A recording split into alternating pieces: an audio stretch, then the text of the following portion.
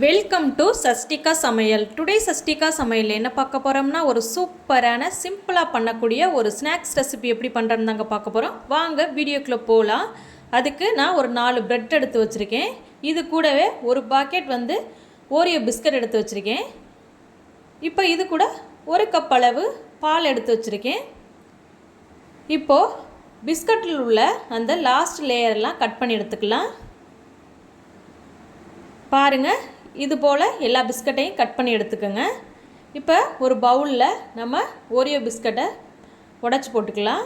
இப்போ இது கூட கொஞ்சமாக பால் சேர்த்து நல்லா மிக்ஸ் பண்ணிக்கலாம். பாருங்கள் ஃப்ரெண்ட்ஸ், இது போல் நல்லா மிக்ஸ் பண்ணிக்கோங்க.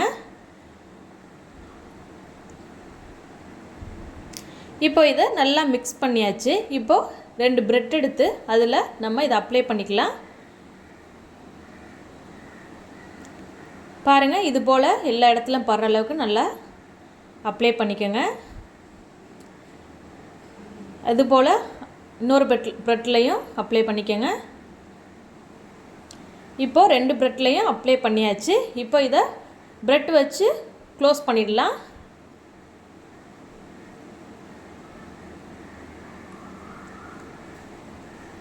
பாருங்கள் ஃப்ரெண்ட்ஸ், இது போல் ரெடி பண்ணிக்கோங்க.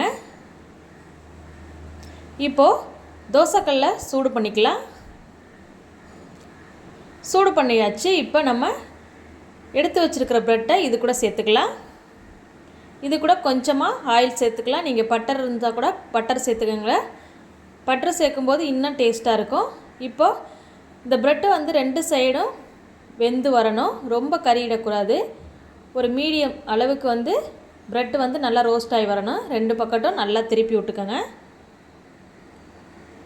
பாருங்கள் ஃப்ரெண்ட்ஸ், இது போல் நல்லா திருப்பி விட்டுக்கோங்க.